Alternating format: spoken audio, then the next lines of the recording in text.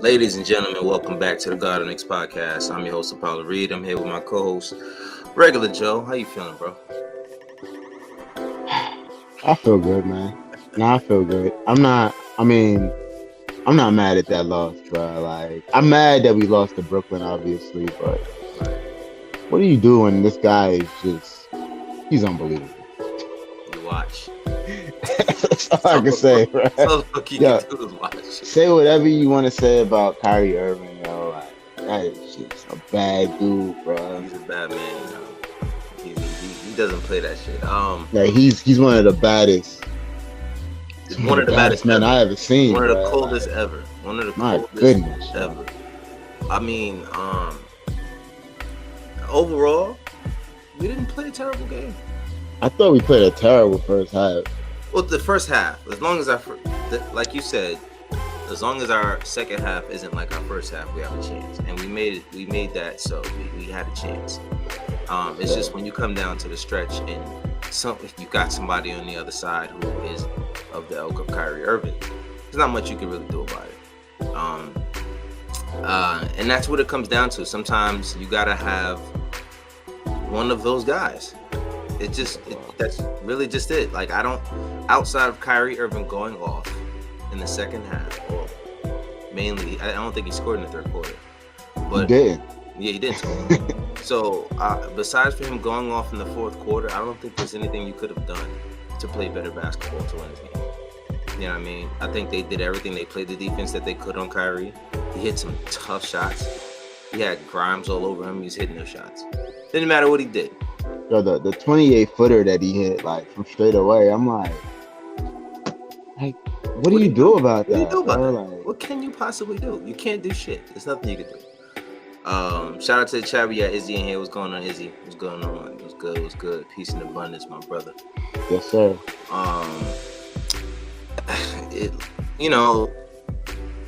You would like to see, of course, better basketball from our Knicks, but you can't get everything. If you really look at the score, it looks like this is a close game. And I mean, for most of the game, they were down by double-digit points. But it's not like we got lost in that lead. Yeah. We kind of like kept it there. You know, it's as bad as we were playing, we weren't too far off this entire game. If you look at some of the numbers, Brunson he was 10 for 19. He finished 10 for 19? Finished 10 for 19. You didn't look like it. It sure as hell did.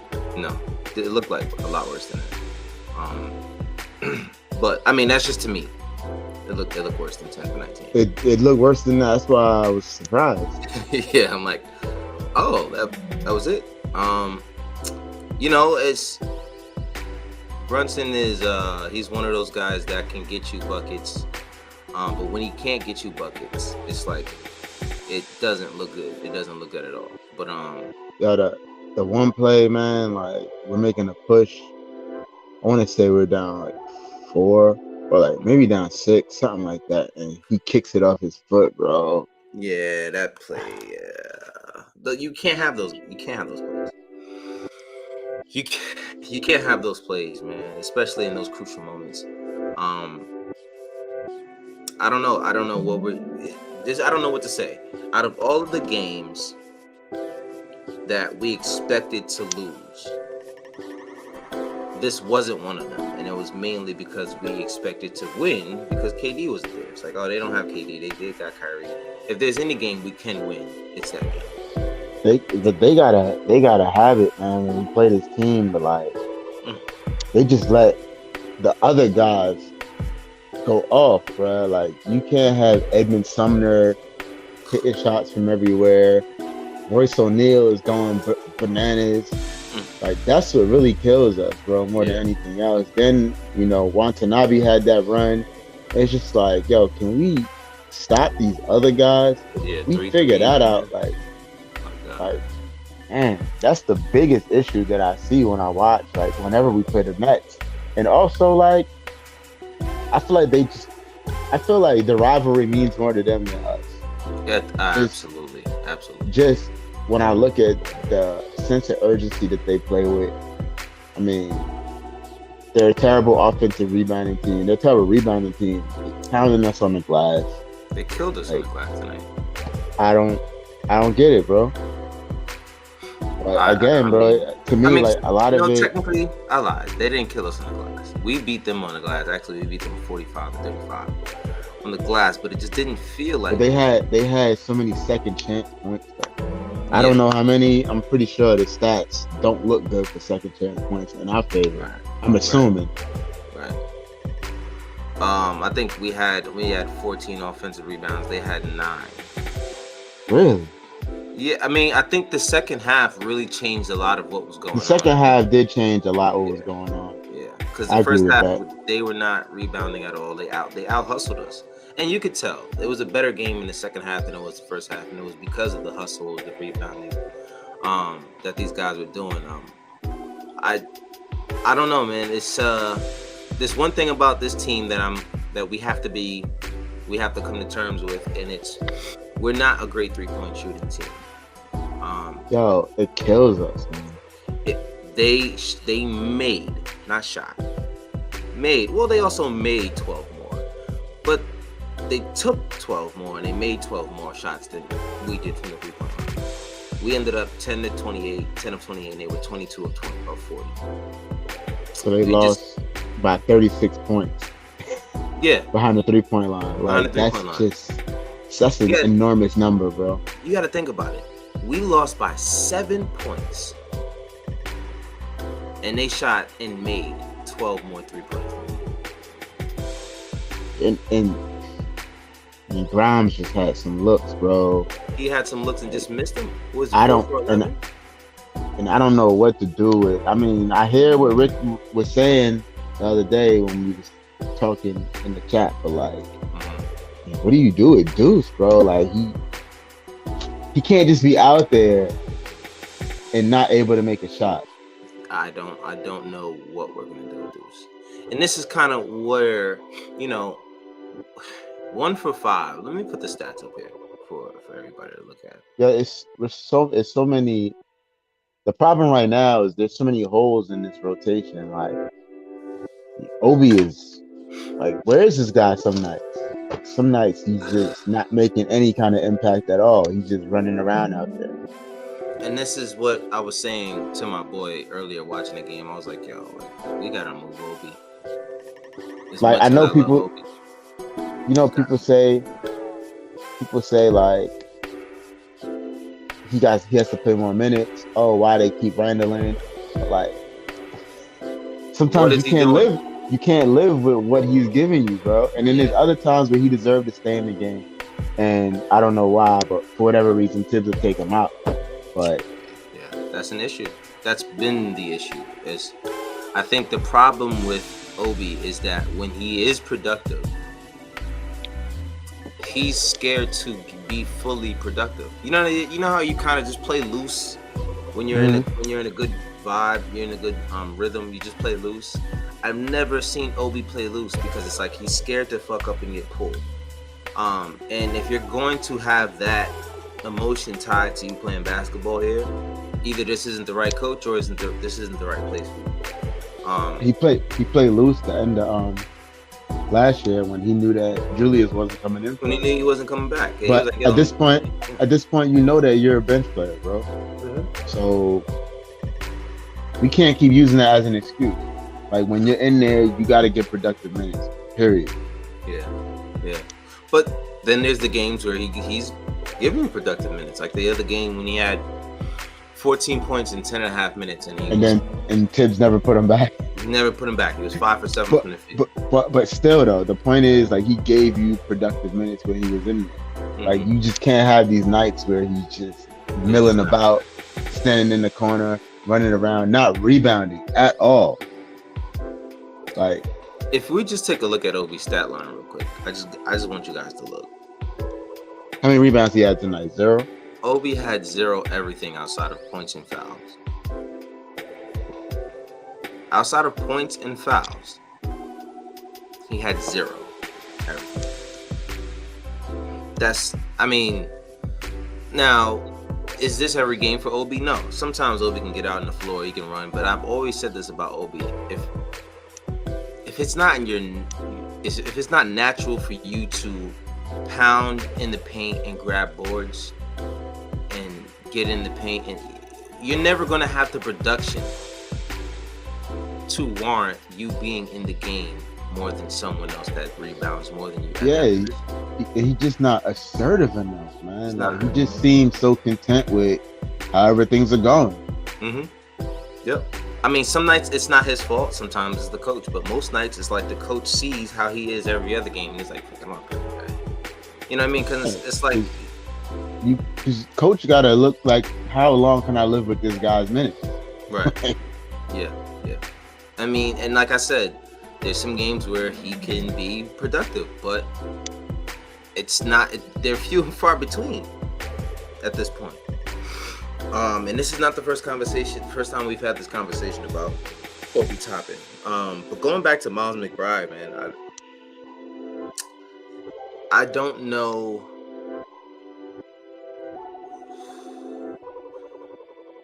I don't want to say this because I don't want to be that guy, but I don't know how many other teams are going to be content with playing him at this role or a better role.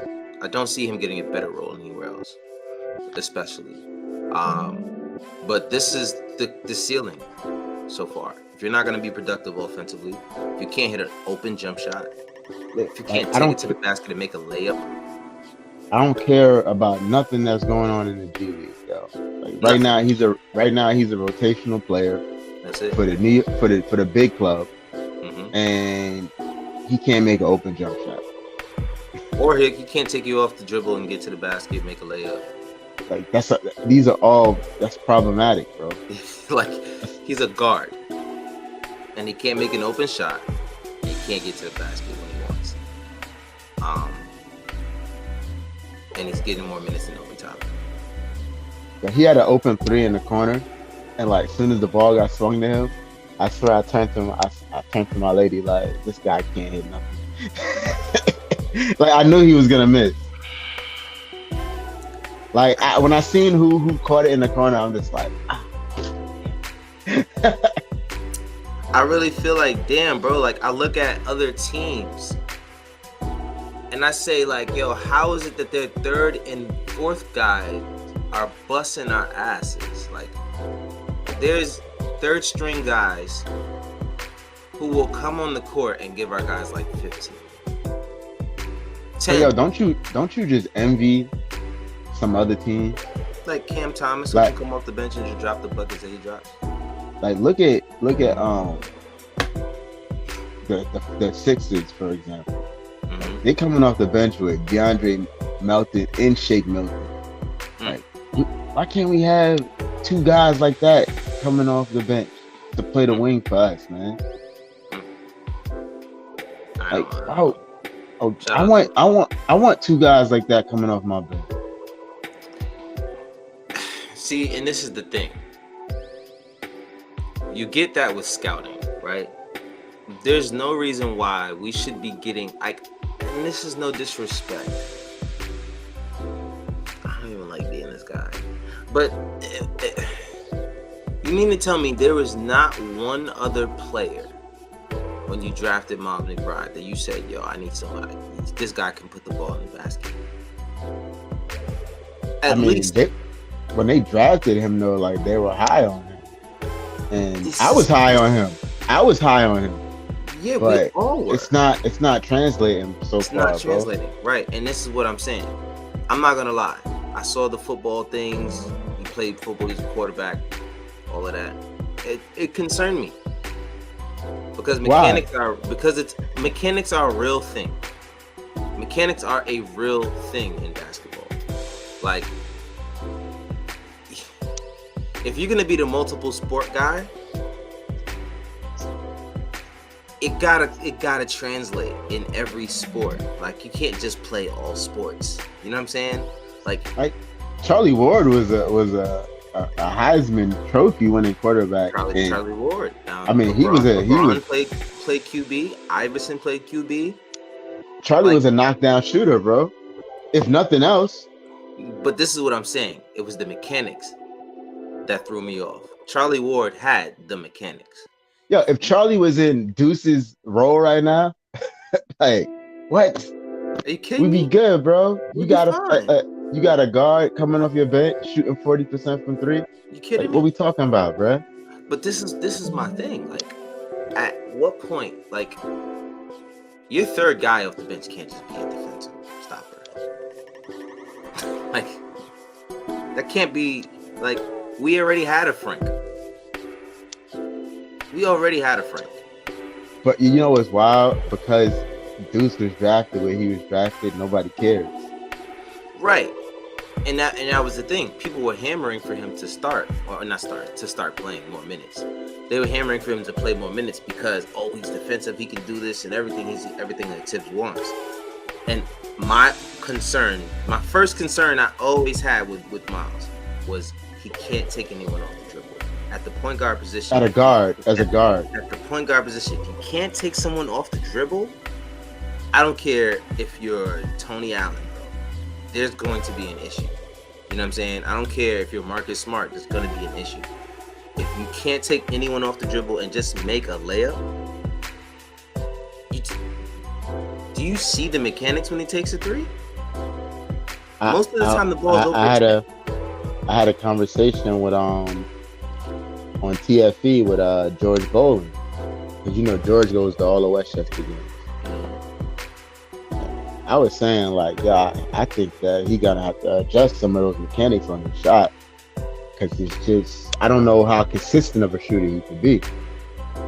And George said, well, you know, he's got long arms. A lot of long arm guys have kind of a wind up, and I'm like, nah, this is a little bit more than a wind up, bro. KD got long ass. Like this, KD got long arms, and KD got kind of the, you know, the cop back motion, but it's smooth. It's smooth, like, yeah. This dude, it's way too much going on that shot. Bro, he's shooting it over his head. There's no way you can aim like that. Like, you can't see what's going on up here. There's no possible way you're telling me you know where the ball's gonna go from up here. It's concerning, bro. Like, I don't like it. I never liked this. I really need him to go into the offseason. Really, like, Lonzo Ball that shot, bro. Yeah, without a doubt. Please, like, do yourself a favor and create more opportunity for you to last in this league. Yeah, because that doesn't happen. Because that's the only thing that he needs to do. That's all the Knicks are asking him to do. Is to play defense and knock down open shots. Open shots. We don't want you to run the offense. We don't want you to become a score. Just hit open shots. That's it. An open one. That's it. Can we talk about something positive? All right. Let's try it. All right. Let's try it. All right, hold on. First, shout out to the chat. Toon jumped in here. He said, "I don't know why the Raptors won't just trade OG Anunoby." And we good. We good over here. we good over here, bro. It's wild because Toon's been talking to me for a while about OG, and I keep like, you know, I'm like, yeah, it's actually not a bad move. I've actually said it's not a bad move, and it makes sense. It makes sense. I even knew what I said to you the other day is because Toon was telling me, like, yo, OG, this and that. So I said, all right, let me just look at something. And the other day when we played them and he missed the game, I said to myself, this feels all too familiar. I feel like I've seen him miss a lot of games. So I went and I looked at the stats, and I'm just like, whoa. This guy doesn't play basketball. I mean, don't get me wrong. This year, he's trying to stay consistent and actually play. He's only missed, 6 games this year. But the last 2 seasons, playing in the 40s is highly unacceptable. And then to get the asking price that they're asking for him, come on, bro. And, like, what you sent me like all of the injuries. It seemed like he's just one of those guys that always got something. Something.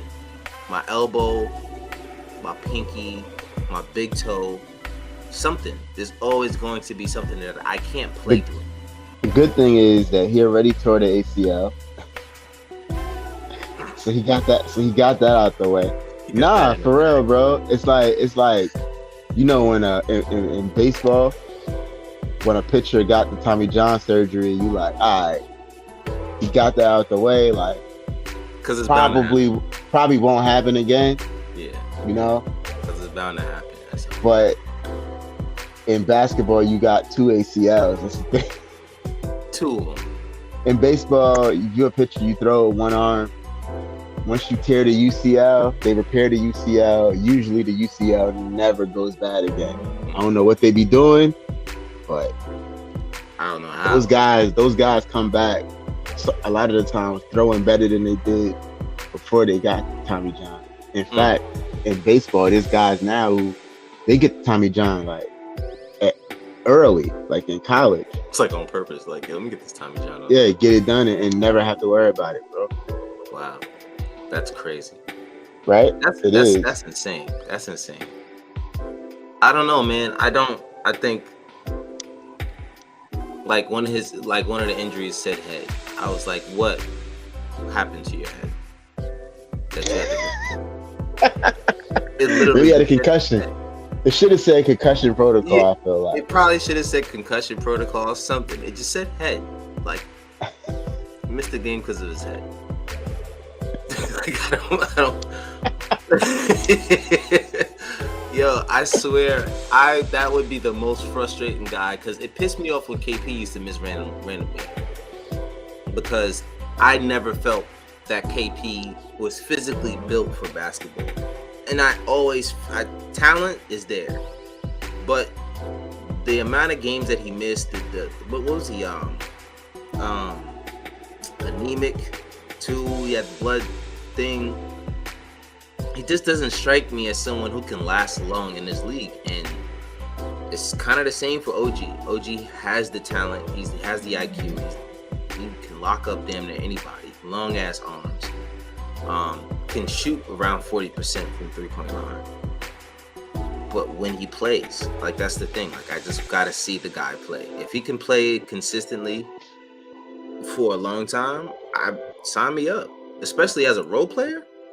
But honestly, bro, as good as I think OG is, me and my boy was talking. My boy Jeff, shout out to Jeff Dess. Me and my boy Jeff was talking, and like, we're a star away, bro. Yeah. Like, if I forget who it was, Michael K was on the radio, and Michael K said that if this team made a Donovan Mitchell trade, like, we'll be talking like contenders in the East. Absolutely. Like, we need that guy, bro, to like put us over there. We seen it tonight because we seen what it is to have that dude. Right. And I know Knicks fans like to laugh at, that we beat the Cavs and Donovan Mitchell got hurt at the end of the game, but that's a bad boy. Yeah, see me in the playoffs with Donovan Mitchell. I don't. That's, you know what I mean? Like, it's a bad man, bro. Yeah, like I don't care about what happens. Like, if we have that guy in the playoffs, I'm not necessarily worried about much. I do believe that we're one guy away, but that one guy has to be better than Julius Randle. Yeah, that's what I mean. Like, he got to be like a star, like the guy who we just passed on. And I know some people like to say, "Oh, well, what did Utah do?" No, that dude is a star. Like, do you that know Utah team? We talked about it. That Utah team was not nice, bro. They were not good. Name one nice dude outside of Donovan Mitchell on that team. He was carrying them, bro. He had a washed up Mike Conley. Like, come on. And Mike barely played. Bogdanovich is a good player. Like, Ingles is okay. Yeah. Like, Royce O'Neal is a nice player, but like, he was he's really that guy, bro. That team moved with Donovan Mitchell. Spider's really that guy, bro. He is, without a doubt. I don't think there's a trade out there for us. I don't either. I think that was the trade. That was the trade. That was the trade. And now, like, you telling me OG, like, it's just so underwhelming. Nah. OG is a good role player. He makes this team better, but he doesn't make us a contender. Yeah. Unfortunately, that's just where we are with it. I don't know Who else is on the trade market? I don't know who's going to be the disgruntled star who wants out. I don't see that guy. I don't see that guy. I'm trying to look on the horizon. Like, I just don't see that guy. It's a desert out there. And it's harder now. You know what makes it even worse now is the play-in. Because teams are not looking to sell as early as they would. Yeah, just because I'm in the 10th seed doesn't mean I'm in sell. Shit, I can still make the playoffs in the 10th seed. Yeah, and don't nobody talk to me about Zach LaVine. Like, he's not I don't want to hear about it. Not moving anymore. Like, my boy is a Bulls fan, so he sees Zach. He a Bulls fan with league pass.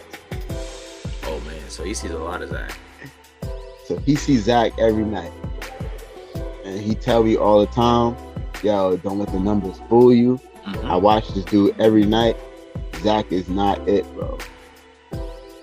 He was like, I promise you. And I always be laughing when he says that. He was like, yeah, you keep laughing until he end up in the Knicks jersey. Nah, I'm dead ass though. I see it. Yo, I don't want a Zach LaVine trade. Especially because of his numbers, he would warrant a specific kind of trade. But that's not what he's worth. That's not what he's worth. If we're being real. And we gotta talk. The knee is like a serious issue, bro. Yeah, and it has been for a while. Yeah, like it's not like it's kind of an issue. Like, no, it's like a real issue. My boy, like I said, my boy is a Bulls fan, and he tells me like the knee is really an issue. Like he's like legitimately in pain. Like often. Right. Yo, he's been putting a Band-Aid on it. Until he gets his next contract, he's not going to get the surgery he needs. Because what he doesn't want to do is get that surgery, and then all of a sudden, a team doesn't know what he's going to bring you. So they decide not to offer. Didn't he have surgery this offseason, though, I thought? Right, but he needs more. Like, he needs more. He needs more. That's the sad part, is he needs more work, more work done. I think he came back this year and ignored a lot of what I think he just put a Band-Aid on it so that he can get through the season, because the way they ended last year, I assume that he probably thought that they could go a little bit further this year, especially with the way the Rosen's been playing. And that ain't worked out. Yeah, and then Lonzo, maybe he thought Lonzo was going to come back this year. Lonzo still hasn't played. Yeah, I heard Lonzo might be done. Bro, it's very scary how he just dropped off the face of the earth. Yo, like, my boy was like, bro, I don't think. My boy said, I don't know when he's coming back. Like, Bulls fans don't know when he's coming back. It's almost 2 years, bro. Like, he's Jonathan Isaac with it right now, bro. Right. It's crazy because wasn't it just a patella? Or was it a meniscus? I think so. It was something like that, but like I think it was like a meniscus.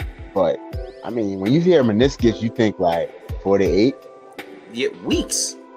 You know what I'm saying? This dude is like running on a bike. Like, not a bike, but like I heard he's be riding a bike like in the tunnel. That's all he do. Oh my god, bro! I've had 2 knee surgeries. A knee surgery on each knee, and I'm probably due for another one, to be honest with you. But a meniscus surgery by doctors that the league is providing and most likely sponsors should not keep you out for over a year. It's a meniscus, my guy. If it's a meniscus injury and it's keeping you out for this long, now you're encroaching into Brandon Roy status, which means that it's probably over for you. Like, that knee probably got to get scoped, and there's probably no cartilage. No, bro. Like, when you start talking about scoping the knee, bro, like, I start thinking, as a Knicks fan, I start thinking Amari. Yeah. Nope, that's it. It's pretty much like scary, bro. It's probably bone on bone in there. And once you get to that point, man, not worth it. It's not worth it. You can be a trainer. You can be an assistant coach. There's plenty of ways for you to go.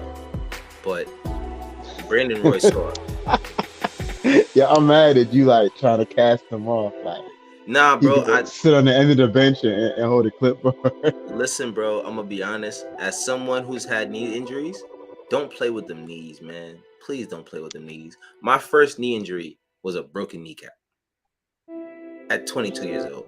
That's wild, bro. My kneecap snapped in half off of a lift off. I jumped while playing basketball. I jumped for a layup and it snapped.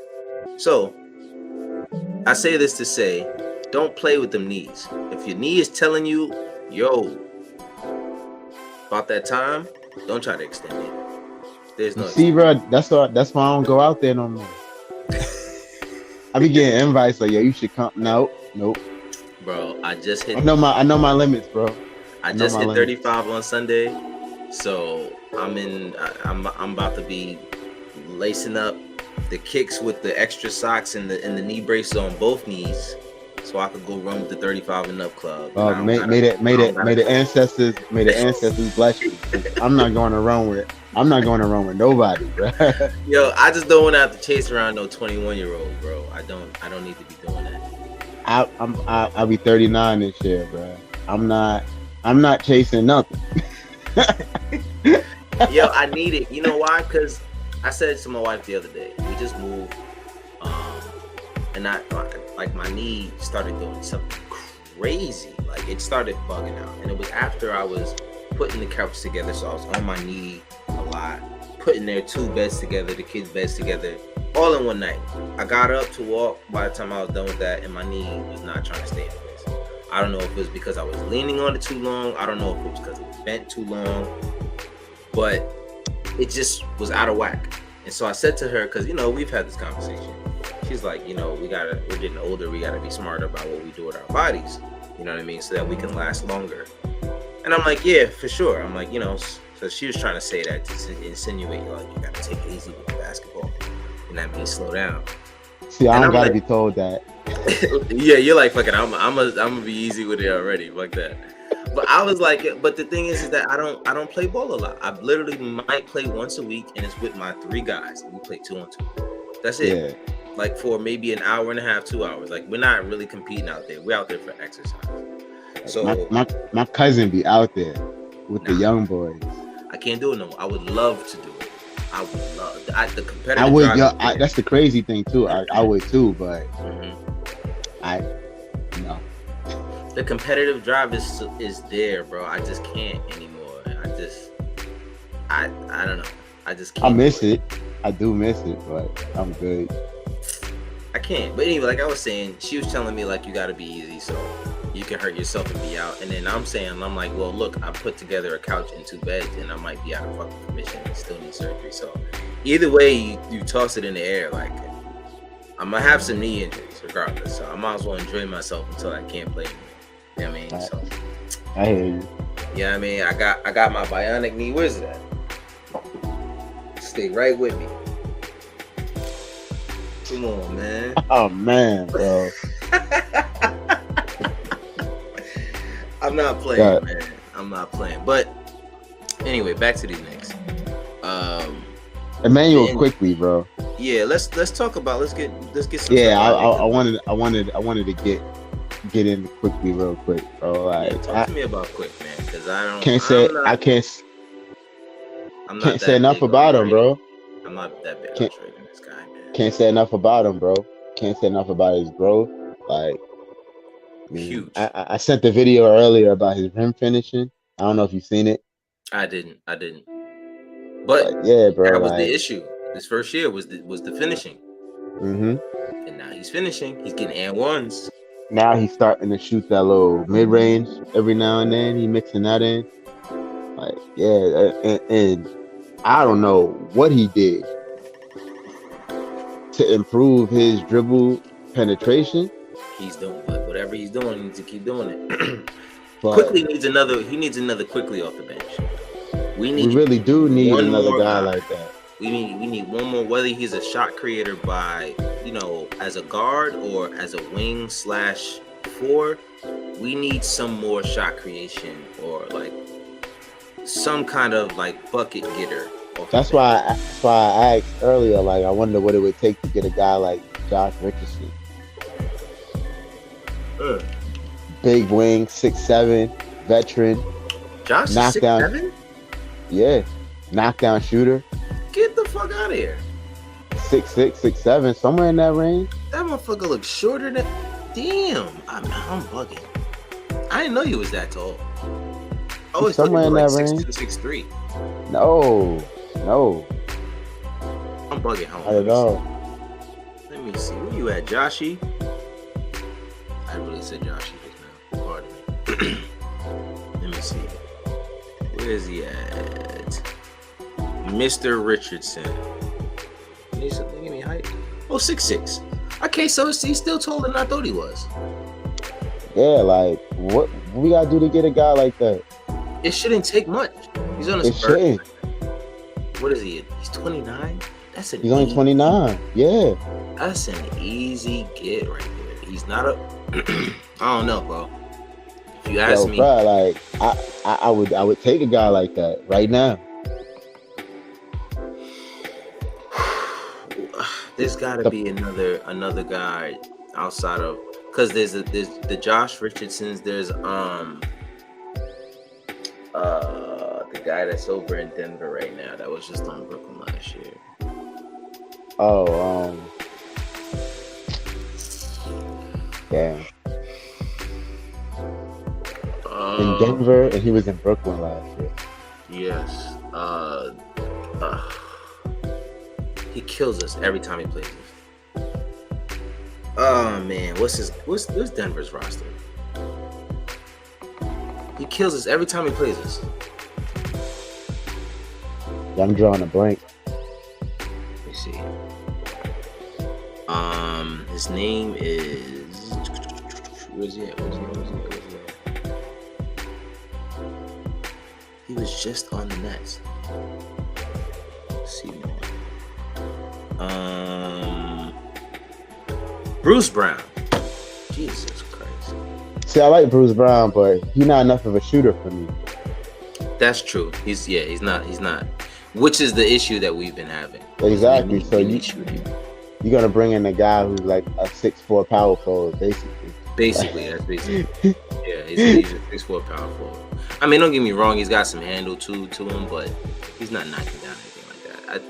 We need guys like that off the bench. We need guys off the bench that we put the ball in it, like a Will Barton, like, you know what I'm saying? Like, yeah, and I get people talking about Cam Reddish. Like, I understand. Absolutely. But it's just not gonna Cam is out, bro. He's out of here. Like, we gotta face that.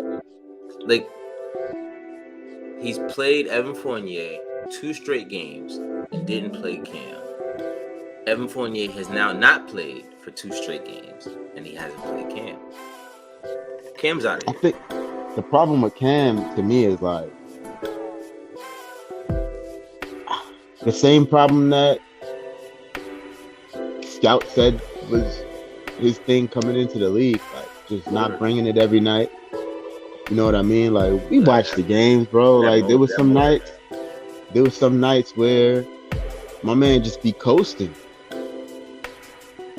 And like, as far as him being like, when I first in my brain, right? So my brain told me Cam was. My brain told me he was, and when he actually was 2 different things.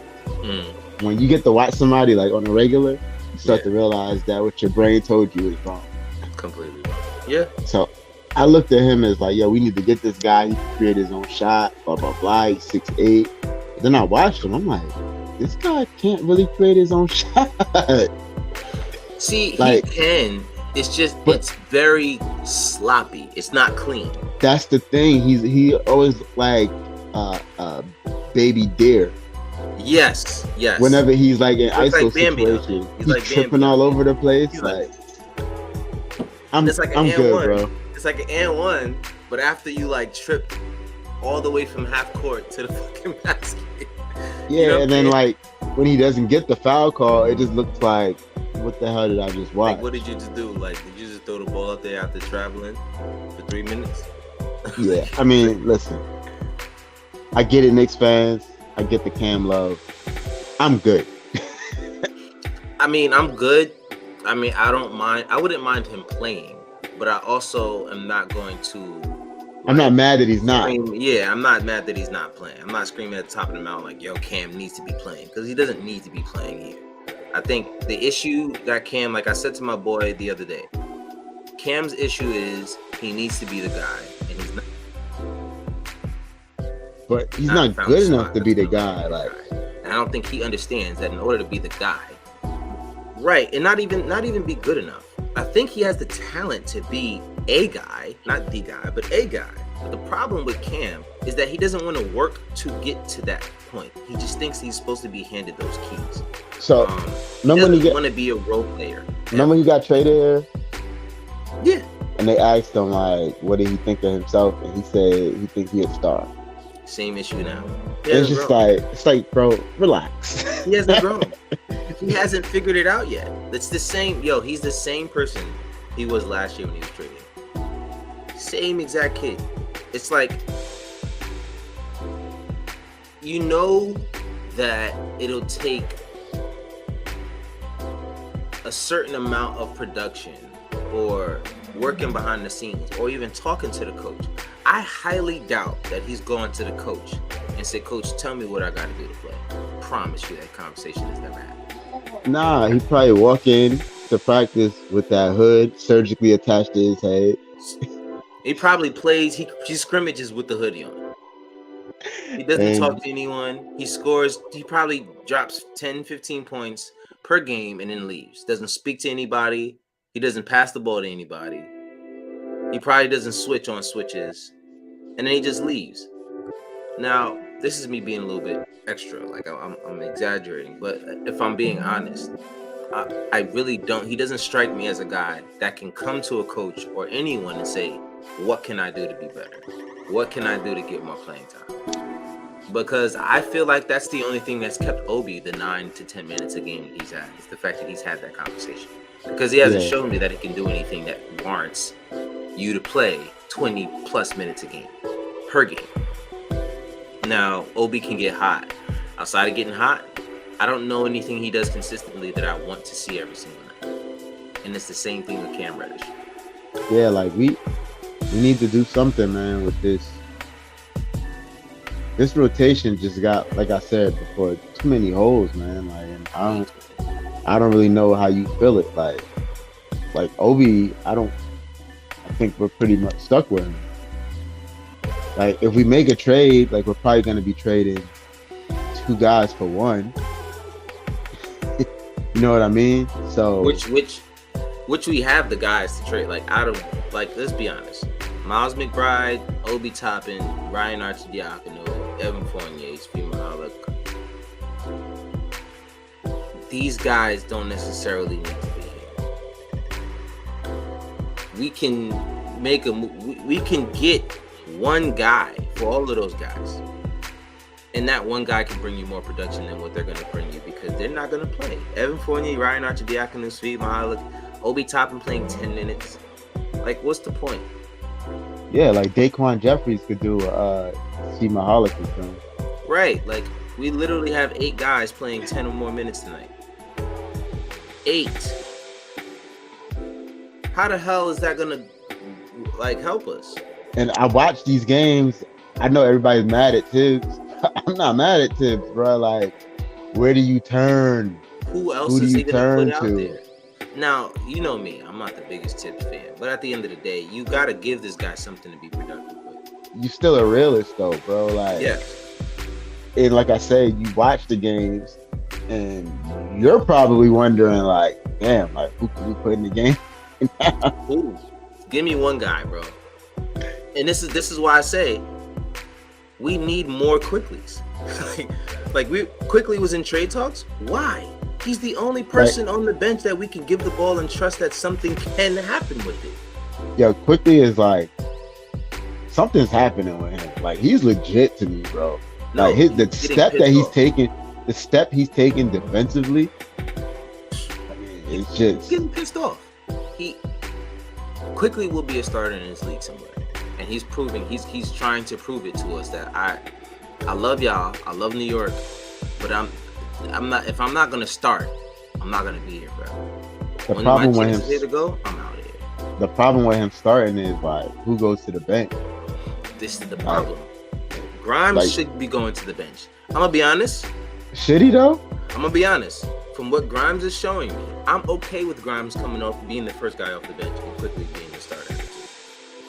But I feel like quickly that punch off the bench is important, especially when we talking about a bench that's not giving us nothing. That's a Knicks problem, not Quickly's problem.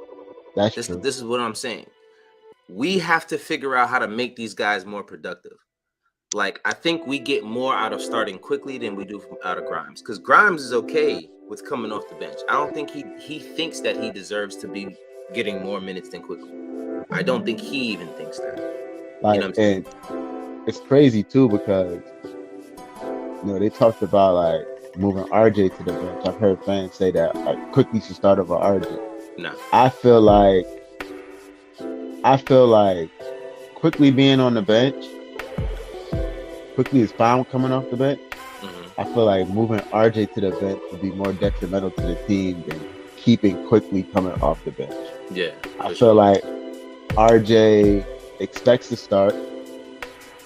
I feel like even though he'll be a great teammate about it, and pro about it, I feel like it would hurt him from confidence and like just a mental point of view that he had to come off the bench.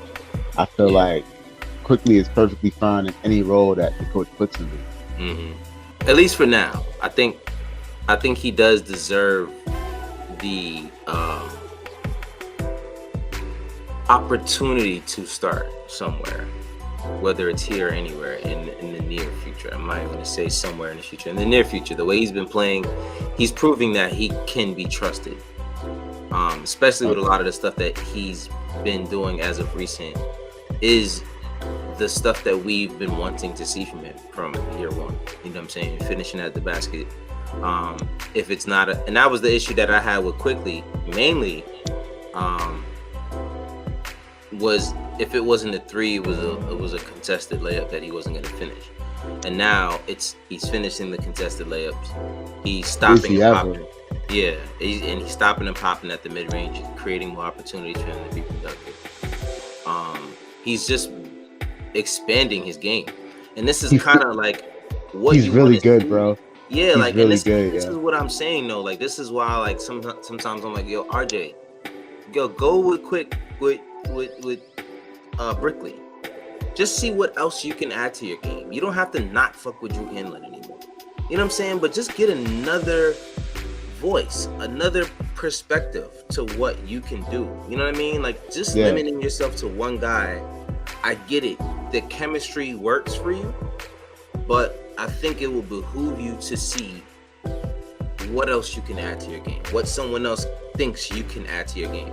I swear to you, if RJ can add anything more loose to his game, more freestyle to his game, and any more shot creation to his game, that will take him to a level that I don't even think RJ thinks he can reach. But until he wants to increase his shot creation the way he does, like with me, and you see, like we have this conversation all the time with RJ. My only thing with RJ is I wouldn't mind it being a three or a drive if those drives you're going and finishing over that. You know what I'm saying? Like it's different when you're laying it up every time. Yeah, he plays below the rim. He plays below the rim for someone who drives to the basket all the time. So what makes it harder for him is even if he gets past the first guy, there's someone else waiting for you. They know you're not going to go up over the rim and try to dunk. Yeah, and it's wild because like he plays below the rim, but then like every now and then he'll have like this explosive drive. And you'd be like, like, oh, why don't you do that all the time? Where'd that come from? Right, and I think he's completely capable of doing it. It's just I think he needs to link with someone else that is just going to see that one aspect to his game that he can add that'll just change all of that. I think a lot of it is just, you need to just add another way of finishing. He's been doing the floater. That floater from, the 2-foot floater from the mid-range has been helping him.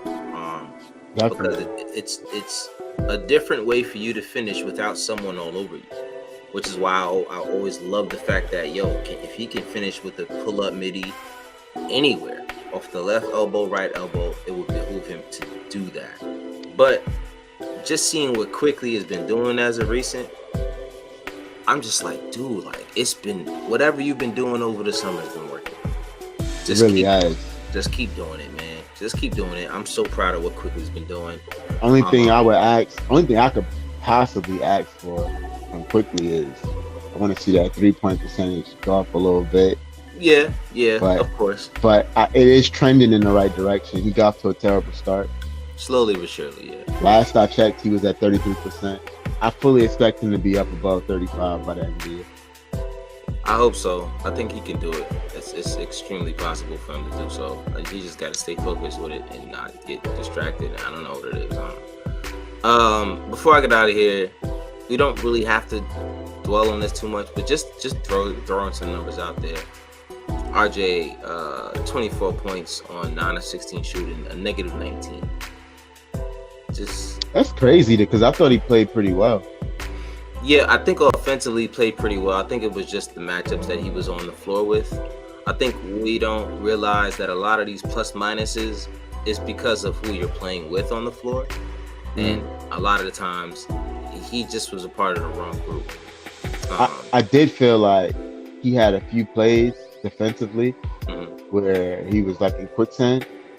Yeah. But I also thought that he had a lot of really good like defensive possessions where guys just made the Nets made some ridiculous shots tonight. Let's just it's just they're gonna do that, man. They're gonna do that. Like, you got when Claxton, when Claxton hits like that little fadeaway in the paint, I'm like, all right, I'm turning this shit off. It's one of those nights. It's one of those nights. It's like, oh, okay, this is where we are tonight. Let's just get this game over with. You know what I'm saying? I'm not mad because, like I said, we beat the Celtics, we beat the Cavs. We already overachieved. Not that I'm okay with this loss, but we've overachieved. I mean, nobody thought this team. What are they? 5 games over 500? Yeah, nobody. 4 games. Like nobody thought that. Anybody that says that they thought that, you're bullshit. I mean, there are some people who thought that, right? There's some people who is hashtagging 50 wins and all kinds of crazy. But I feel like some people just be saying that just so if it do happen, they can say I told you so. They can say I told you so. Right, exactly. Nobody thought this team was going to be a 7 seed at this point. I picked them to win 43 to 45 games this year. They kind of pretty much trending in that direction. 43, let's see, 43 games from right now is... What's their record right now? 16 games. All they got to do is win 16 more games. They're 27 and 24. 27 and 24, that's 51 games. So they need to go they got 31 16 and 15. Yeah. They need to go 16 and 15. They have to finish above 500. More than attainable, bro. Yeah, just finish above 500.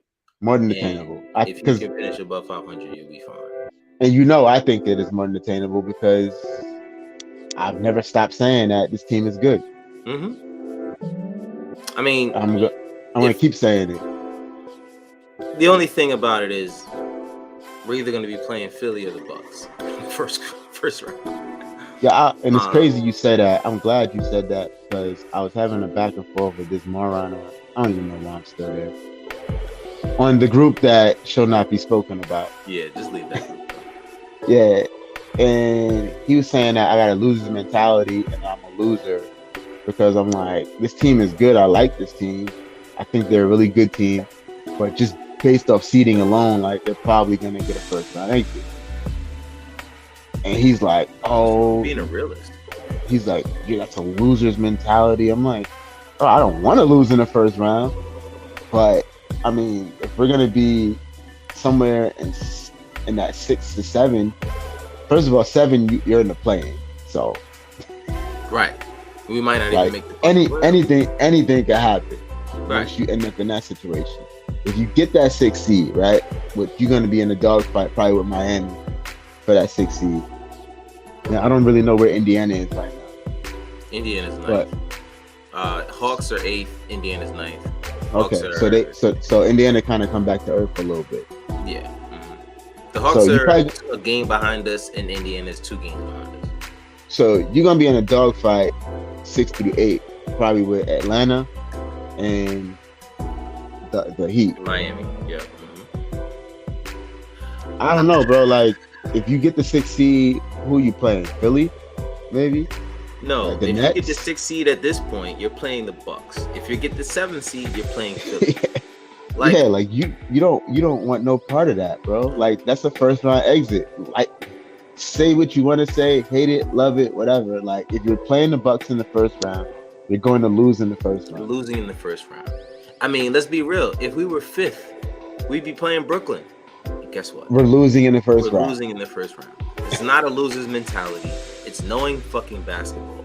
And the other guys that are on the court. If we slid ahead of Brooklyn, right, and got the 4th seed, and Brooklyn was the 5th seed, we're still losing in the first round. Still losing in the first round. Like, it doesn't matter. Like, you got to be honest with yourself. There's 2 stars on every team above us. Every single team. We're talking about Miami. Who's a star? You got Jimmy Butler. You got Bam Adebayo. You got Cleveland. You got Donovan Mitchell, Garland, Evan Mobley. and then you got Mobley, and then you got the Fro in the middle. Like then you got Jared Allen. Who's that's hella formidable, bro. Right. That's formidable, bro. Brooklyn. Cleveland is actually kind of a scary team to me. Very scary team. Very scary. Especially once they get experience. Very scary. Brooklyn, of course, you got Kyrie, KD, and now you got Nick Claxton, who's actually garnering. Isn't he in the All-Star game? I'm not sure if he in the All-Star game, but like I know that he was leading in center votes. Hold on. He gonna get some DPOY votes. I know that. Yeah, for sure. Let's see. Nick Claxton. From what I remember, his All-Star votes were pretty damn high. Surprised to be in top 10 All-Star. Yeah, he was. Let's see. Top 10 All-Star votings. It's not. It's telling me. Let's see. All-Star votes, 2023. Okay. Let me just look at this. So, Kyrie, Donovan, Jaylen Brown, James Harden, Trae Young, DeRozan, LaMelo. Wow, LaMelo got in there. Tyrese, Derrick Rose, Darius Garland. Those are the guards. Nick Claxton is in there. He's in the top 10 in the front court voting. So you got Giannis, KD, Tatum, Embiid, Butler, Siakam, Kuzma, Banchero, Julius Randle, and Nick Claxton.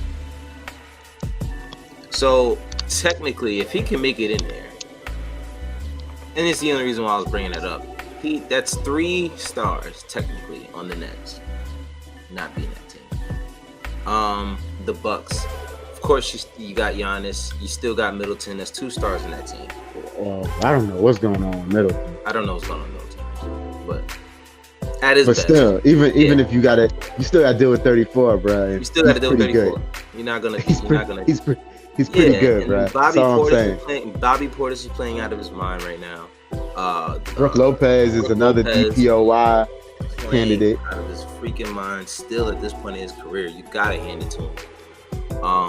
Philly, of course, you got James Harden, you got Joel Embiid, you still got Tobias. Boston, you already got the 2 over there. They were in the finals last year. Like, it doesn't matter who in front of us we play. It doesn't matter, bro. It's more than likely a first round exit, which is why I'm not excited about the playoffs this year. No, I'm still excited about the playoffs. I'm excited about making it. Because this is the reason why I'm excited about the playoffs. I'm excited about the playoffs because I feel like we have a team that's striving towards something. I feel like there's a foundation in place, but we just need that guy. Right. Whoever that guy is, like whoever you are, bro, just come on down, yeah. I don't know who that guy is. I don't know, man. I don't know. We have to figure out. I'd rather play Philly too. Yeah, because James Harden doesn't show up in the playoffs. That's why I would rather play Philly. Yep, and you hope that a healthy Mitch he can somehow he can slow down. I'm not gonna say at least stop. have some, not even stop, not even really slow down, but like have some possessions maybe at the end of games where he could get some stops on Embiid. That's all you can hope for, really. like some big stops down the stretch against Embiid. Yeah, I mean, thing about it is you're asking. That's a full plate right there for me. Oh yeah, it's a hearty plate. It's a full plate of food. You see what he did today. Yo, yes, against the Joker. Like the guy, he's out to prove something. As long as he's healthy, he's going to. Because, bro, they keep jerking him. That's why. He's getting jerked. I mean, and now he not. You can't and now blame it because he's always hurt. So that's the only reason why he doesn't get the MVP. And now he's not an all-star starter, bro. Yeah. Yo, bro, like the disrespect is real. You heard what he said today? He said, "Yeah, I'm aware of the disrespect, but you know, I do what I got to do for my team." Like he came out and dominated Jokic, bro. Yo, but if we're being real, is Joel Embiid gonna start over Giannis? Is Joel Embiid gonna start over Kevin Durant? Probably not, but I understand his frustration, bro. Yeah, like because how you number 2 in MVP voting. Matter of fact, well, this year is only a year that matters, but like the last 2 years the runner up. This year so far you're considered to be the runner up. How you not the starter in the All-Star game, but you number 2 in All-Star MVP votes? Make it make sense. It's the league. The league has been for a while making the center position obsolete. Not only the center position obsolete, but making their wings more big men, which creates that logjam at that position for guys like Joel Embiid. You got the Jason Tatums out there who are running the 4 spot. The Kevin Durant's running the 4 spot. And that's not what it should be. Kyle Kuzma running the 4 spot. Like these guys are not true 4s. These guys really should be 3s, and then you can have 2 bigs in the starting position, like what's his name, Giannis and Embiid. That would work for them. So yeah, I definitely think that Embiid should be starting, but I get why he's not. But I understand. Like I don't think it's a disrespect thing either. I just think it's just the way the league is now. You considering Durant to be a 4. Durant's gonna get the 4 spot over whatever big is there. Yeah, the league is really crazy too because they put up a graphic today on ABC. Mm-hmm. It said Durant was averaging 29.7 points per game, and he's 8th in the NBA in scoring. Crazy. Durant doesn't get the respect he deserves anymore because of that whole 29.7 points per game, and he's 8th in the NBA in scoring. Like, who are the other 7 guys? It's crazy. And what are they averaging? I need to look this up. One of them is a 38-year-old. Yeah, you're right. One of them is a 38. Man. He's like first of all, the scoring leaders this year. And Giannis averaging like 34 or something crazy. Yeah, let me look it up because the numbers are ridiculous. Luke is in the 30s. Look. You remember how crazy that was when Jordan averaged like 33 a game that one year or something? Like now, like these guys, everybody averaged 30 now. It's not even a big deal. You got Joel Embiid averaging 33.4. Luka's averaging 33. Giannis is averaging 31.3. Tatum's averaging 31.1. Shai Gilgeous is 30.9. Damian Lillard is 30.1. There's 6 guys that are still averaging 30 points in the league. And then, right under 30 points, 29.9 is LeBron James. Then you got 29.7 Kevin Durant. Wow. You know what I mean? Bro, it's crazy, man. 29.5 is Steph Curry. And that's it. Everyone from 9 and up is 29.5 points and more per game. So pretty soon, somebody's gonna drop 200 one of these days. A team is gonna drop 200. Oh bro. Yeah, like, it's coming. Yeah. That's bound to happen. It's gonna be one hot game. Didn't somebody drop 150 the other day in regulation? Yeah. I forget who it was. Yeah, it's gonna happen. It's gonna be one of those games where the team is not gonna do nothing but shoot threes. They have to be on fire for all 4 quarters, of course. But It's just ridiculous, man. Damn, it's so wild. Donovan Mitchell's averaging 28.3 points per game. Could you imagine if he was in a Knicks uniform? You shitting me? But let's be real. I don't think there's a possible way for us to find the guy that we're looking for this year, especially while I don't know, man. I'm not a big fan of the construction of our roster. I'm gonna say that.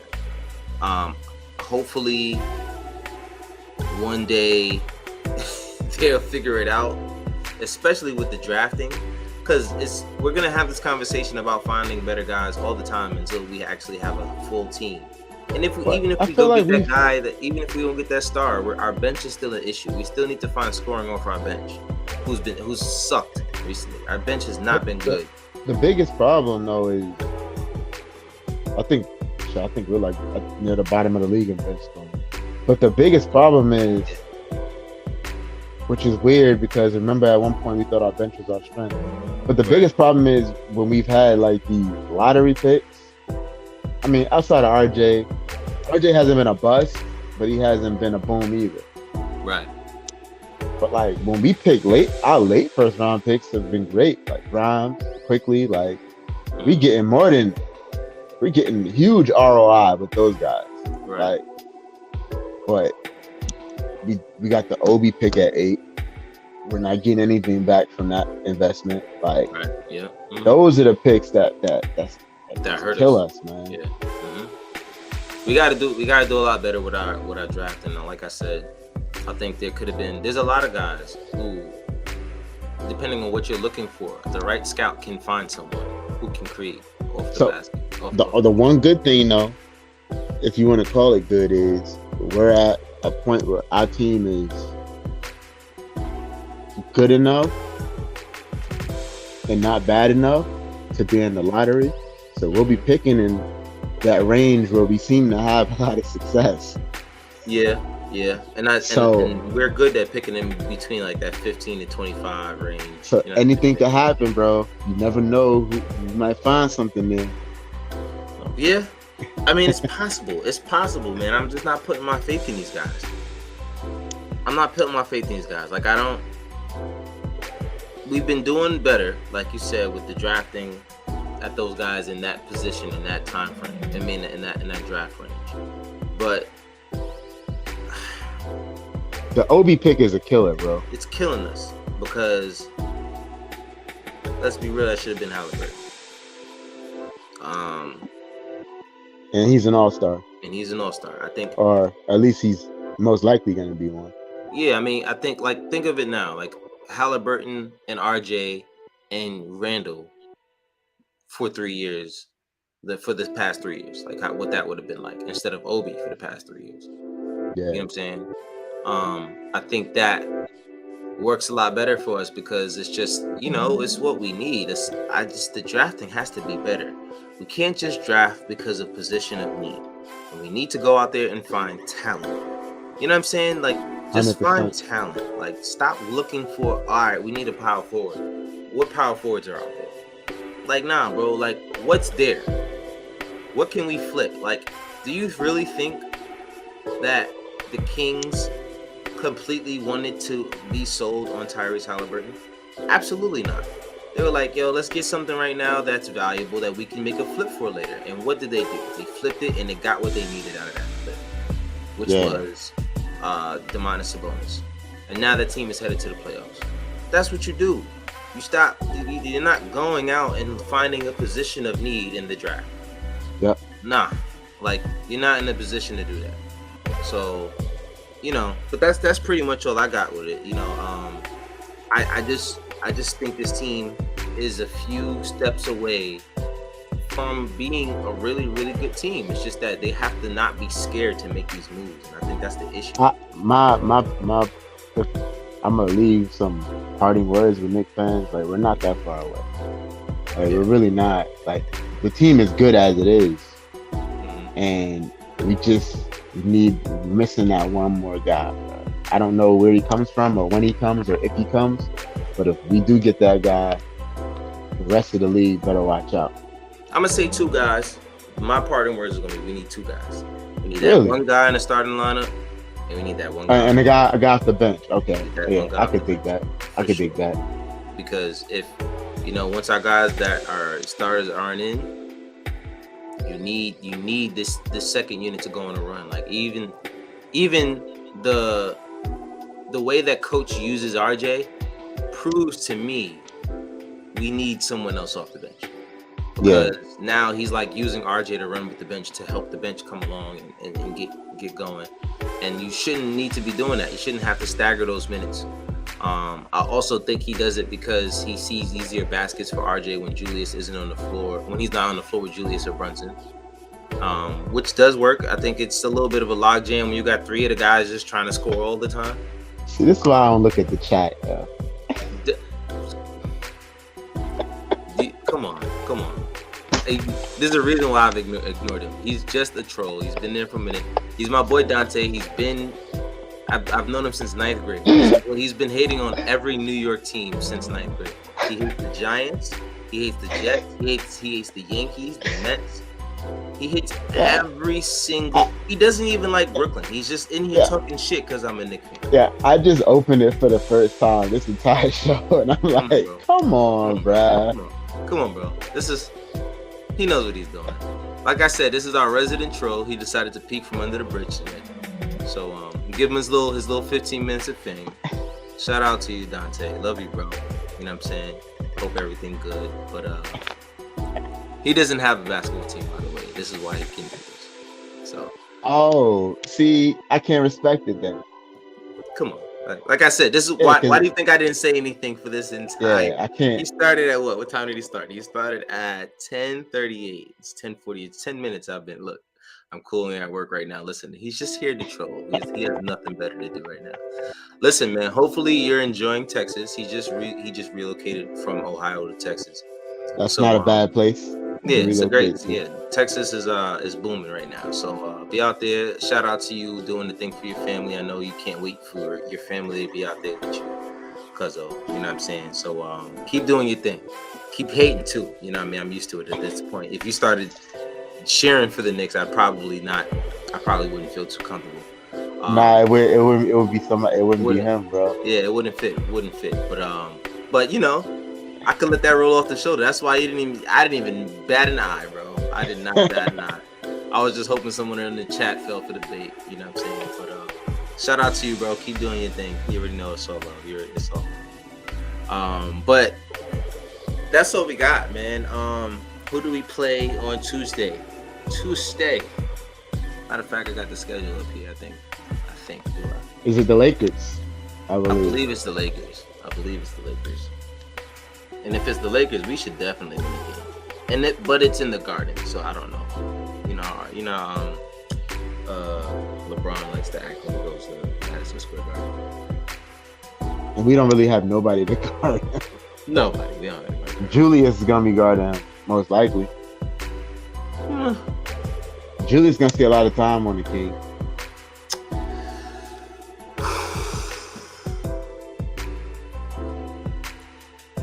Unfortunately, that's probably going to be. Bro, we just don't have a big wing, yo.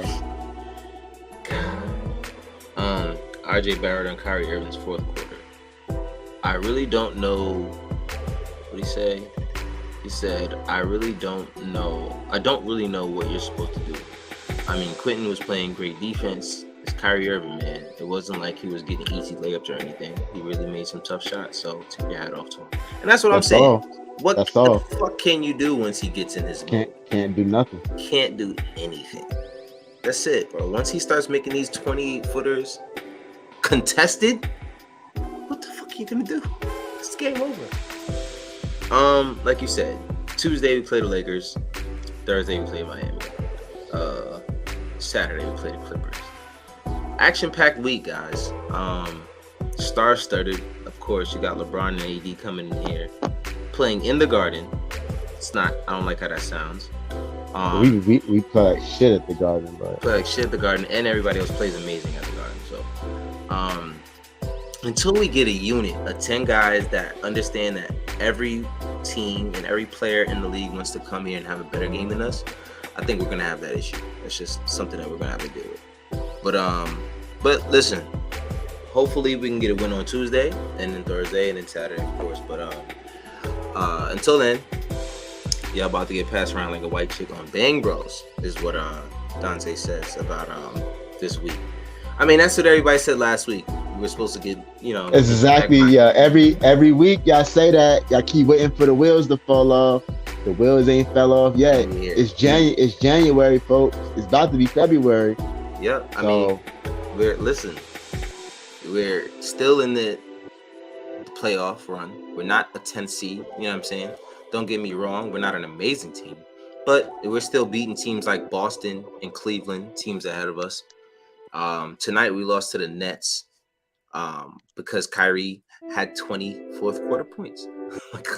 And we only lost by 7 points. And like I said, the biggest stat, we lose by 7 points and they hit 12 more 3-pointers than us.